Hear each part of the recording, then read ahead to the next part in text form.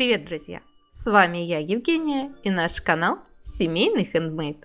Многие из вас попросили сделать тигров в технике папье-маше из втулок от туалетной бумаги. Конечно же, я с радостью выполнила ваше пожелание. И забегая чуть вперед, скажу, что тигров у меня получилось два варианта. Первый вариант вы увидите сегодня, а вторую версию в одном из следующих мастер-классов. На мой взгляд, тигры получились очень самобытными и величавыми, явно с очень непростым характером и точно знающими себе цену. Видимо, следующий год обещает быть интересным.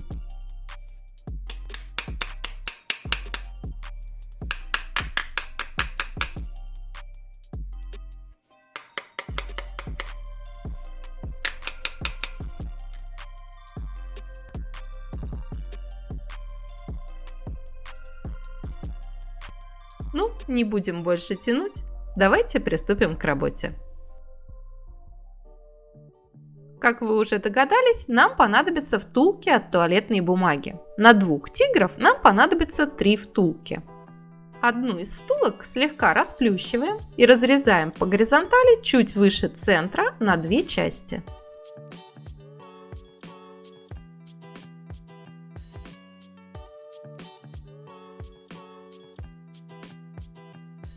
Термопистолетом проклеиваем верхний край большей части разрезанной втулки. Это будет туловище тигра. Меньшая часть – голова. Ее мы складываем по вертикали, но тоже не пополам, а так, чтобы загнутая часть получилась чуть меньшего размера. Возможно, объясняю я не очень понятно, но на видео видно, что именно я делаю. И скругляем ножницами углы, чтобы придать голове форму вытянутой трапеции. С помощью термопистолета приклеиваем голову к туловищу.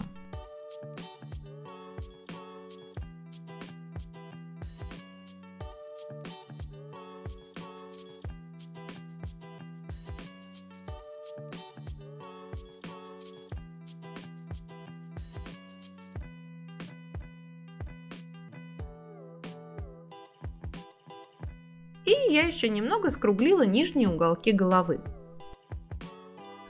Дальше нам понадобятся деревянные шпажки или палочки для суши. Разрезаем их на отрезки длиной примерно 8 см. Таких отрезков нам понадобится 4 штуки на одного тигра.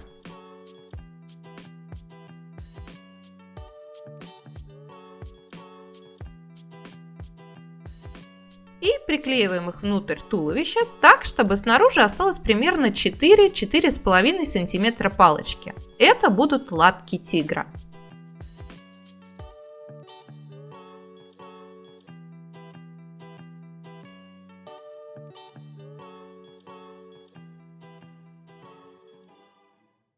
Я буду делать 2 тигров, поэтому повторяю все то же самое со второй втулкой.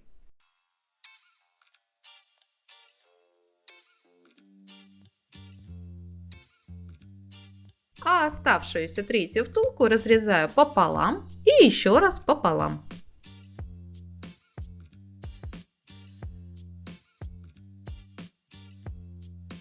Получившуюся четвертинку скругляю до овала и прорезаю выемки для ног. Это будущий животик тигра.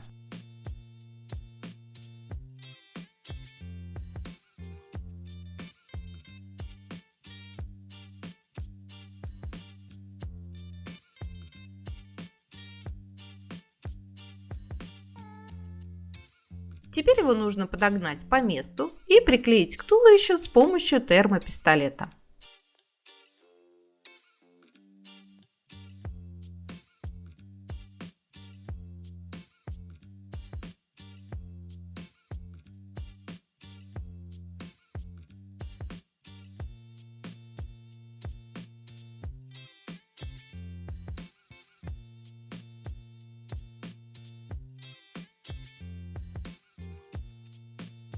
Сначала я хотела сделать заготовку головы объемной, но потом передумала, решив, что так она получится слишком массивной, и склеила ее термопистолетом.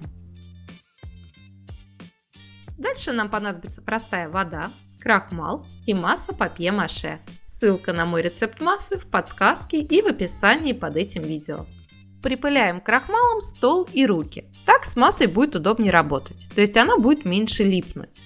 Отрываем кусочек папье-маше, как следует его разминаем и расплющиваем. Или раскатываем скалкой в пласт.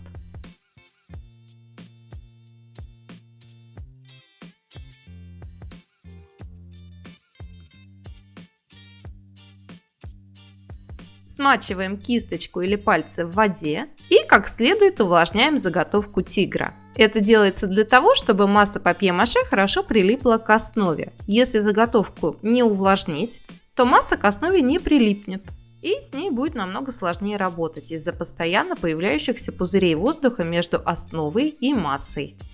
Прикладываем пласт из папье-маше к основе и равномерно распределяем его по туловищу и голове тигра. Животик пока не закрываем.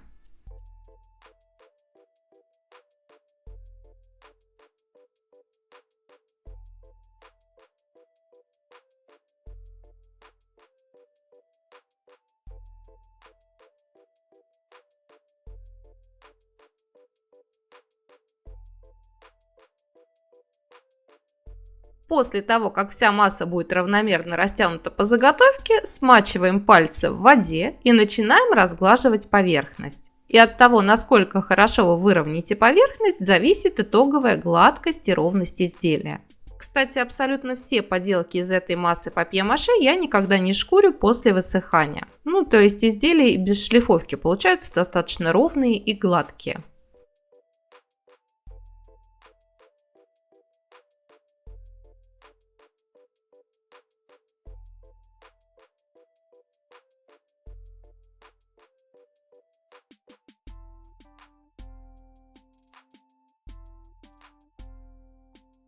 Оставляем тигров на просушку примерно на 10-12 часов, а лучше даже на сутки.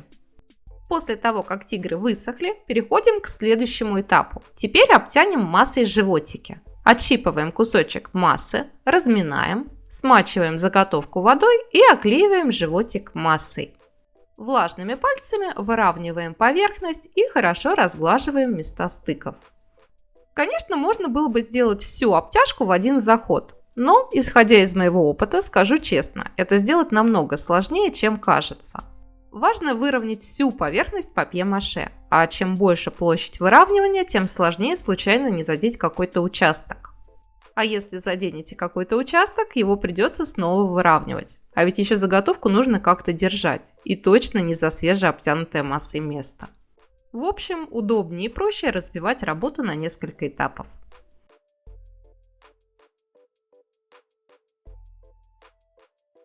Кстати, когда будете крепить лапки своим тиграм, оставляйте между ними побольше места. Я одному из тигров задние лапки расположила очень близко друг к другу, и, как видите, работать с ними менее удобно. Очень сложно выравнивать массу. Снова оставляем тигров на просушку, и я оставила их на ночь.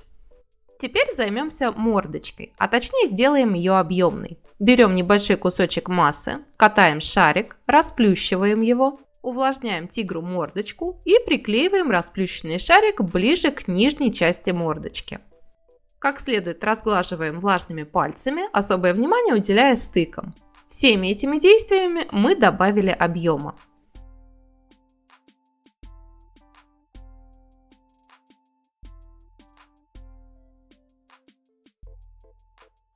Теперь аккуратно продавливаем пальцами ямочки в тех местах, где будут глаза. Ямочки должны быть не супер глубокими, а просто легким намеком на будущие глазки. И также еле заметно продавливаем нос. Точнее не сам нос, а мордочку вокруг него, чтобы нос получился немного выпуклым. Из массы катаем два маленьких шарика и приклеиваем их под нос тигра. Это щечки, или правильные подусники. Аккуратно приглаживаем края пальцами или стеком. У меня вместо стека инструмент из маникюрного набора.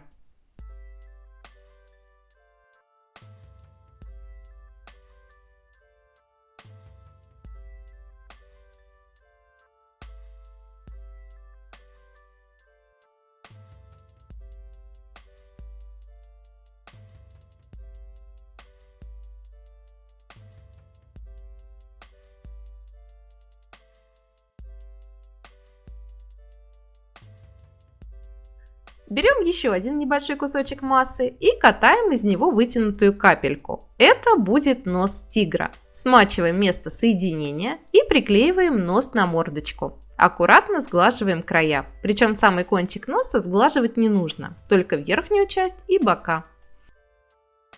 Обратной стороной кисточки или каким-то округлым инструментом углубляем место в районе глаз.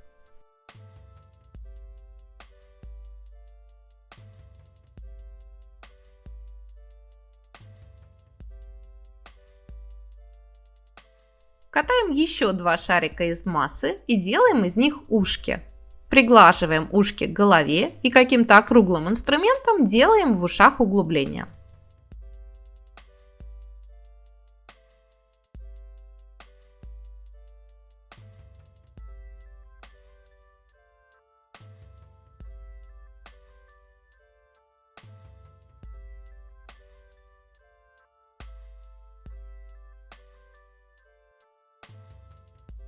На щечках, а точнее подусниках, делаем острой палочкой ямочки и оставляем тигров на просушку. Я опять оставила их на ночь.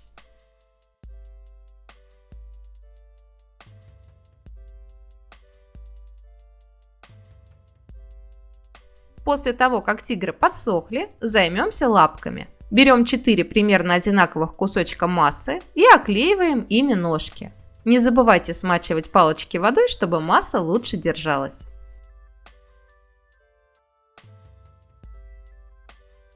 Аккуратно обтягиваем папье-маше каждую палочку, выравниваем поверхность и стягиваем немного массы вниз, чтобы сформировать стопу.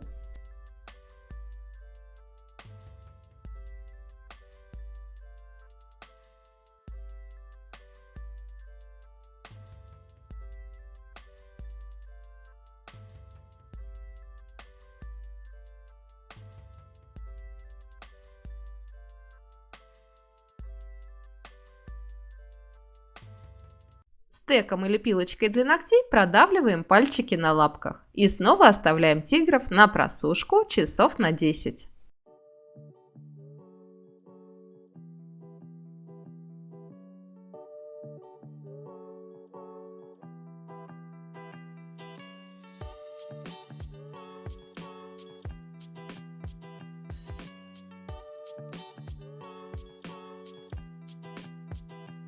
Отрываем небольшой кусочек массы, катаем из него длинную колбаску и формируем хвост. То есть закручиваем его так, как вам захочется. Я решила свернуть его в виде английской буквы S.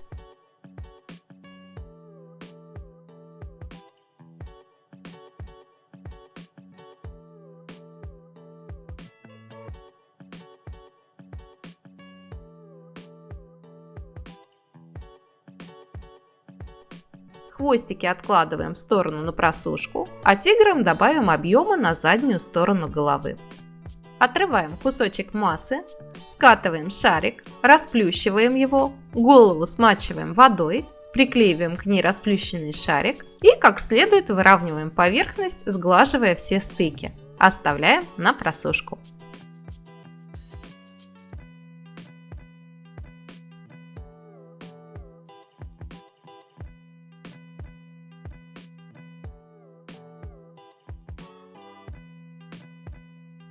Хвосты тигра высохли и осталось соединить их друг с другом. Примеряем хвостик и определяемся, как мы будем его фиксировать. Я решила сделать хвост поднятым вверх. Крепить будет чуть труднее, но мне такой вариант понравился больше. Отрываем кусочек массы и склеиваем им хвост с туловищем. Аккуратно сглаживаем все стыки и оставляем тигра на просушку в лежачем состоянии примерно на 10-12 часов. Я оставила на ночь.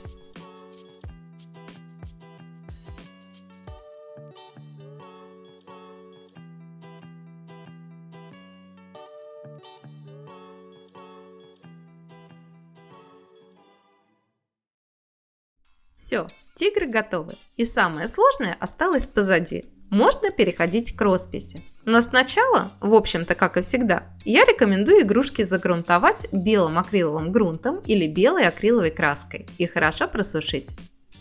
Я раскрашиваю все свои работы акриловыми красками, причем использую как художественный акрил, так и акрил для строительных работ. Тигров я буду раскрашивать так же, как и тигриные шарики в прошлом видео. Если не смотрели тот мастер-класс, ссылка в подсказке и в описании под этим видео. Итак, сначала смешиваю желтую краску с оранжевой в пропорции примерно 1 к 1. Хорошо размешиваю и окрашиваю этим цветом тигров, хорошо прокрашивая все ямочки и углубления. У меня краска очень укрывистая, поэтому мне хватило одного слоя. Но если у вас цвет получился неплотным и неоднородным, нанесите еще 1 или даже 2 слоя.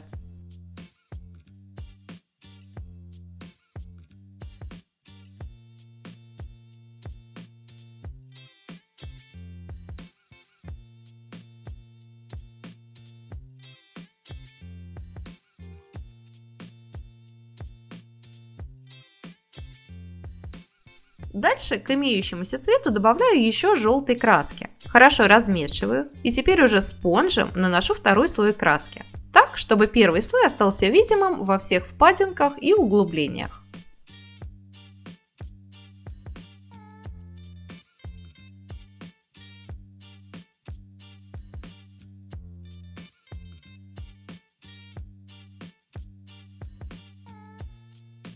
Желтой краской спонжем высветляю животики, щечки и самые выпуклые места – ушки, хвостик и верх спинки.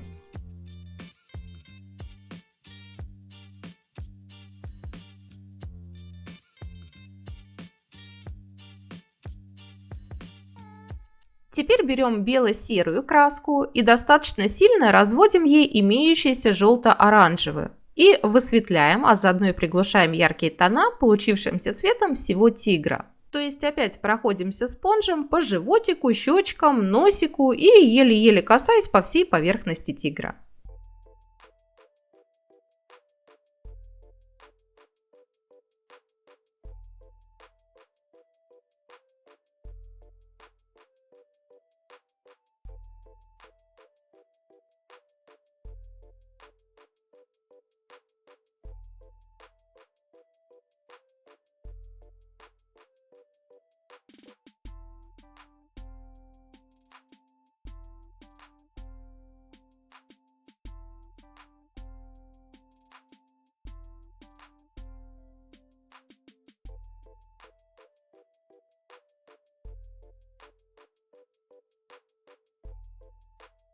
Даем тиграм подсохнуть, берем темно-коричневую краску и тонкой кисточкой начинаем рисовать полоски. Начинать рисовать лучше со спинки, постепенно опускаясь к животику.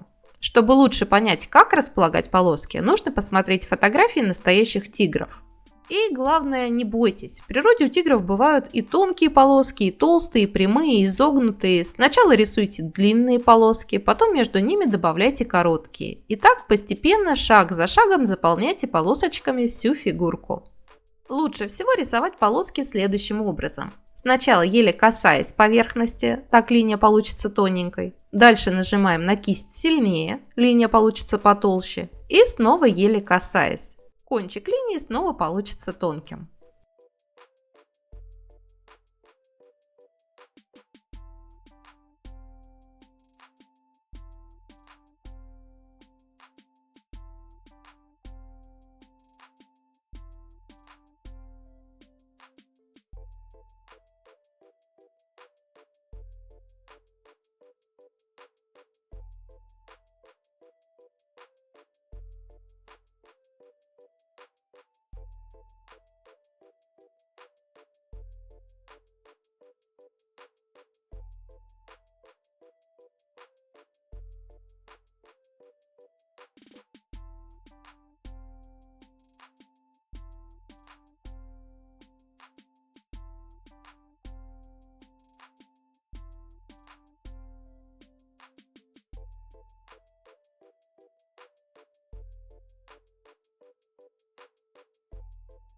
После того, как все полоски будут прорисованы, берем оранжевую краску и углубляем рисунок. То есть подрисовываем слева или справа, но лучше все время с одной и той же стороны, от черных полосок оранжевую тень.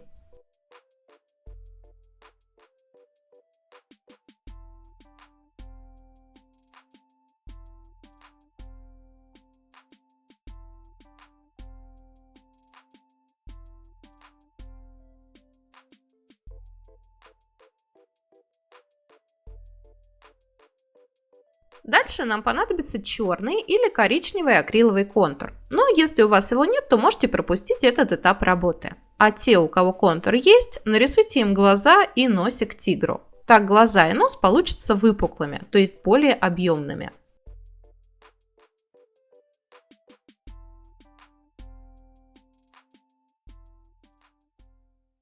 После высыхания контура раскрашиваем глаза желтой акриловой краской.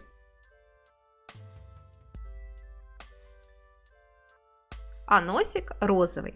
Также розовой краской можно подрисовать язычок.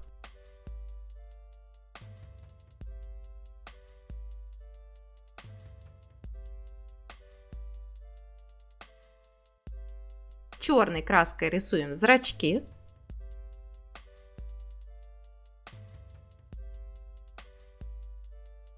А белой ставим блики. И коричневой сухой пастелью немного тонируем шею тигра, чтобы визуально добавить еще больше объема.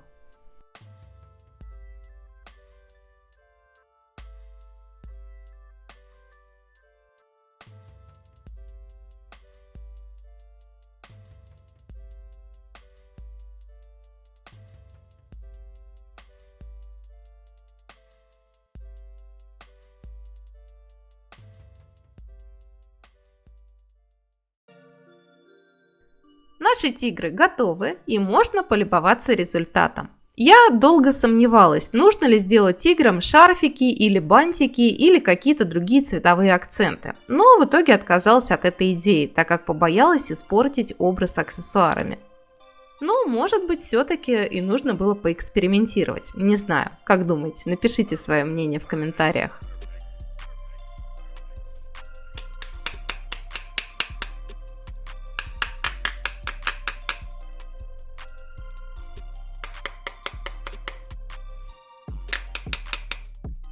Кстати, изначально я хотела делать этих тигров в белом цвете, и уверена, смотрелись бы они тоже очень хорошо. Но мои домашние уговорили меня сделать их обычными рыжиками, чтобы образ лучше узнавался.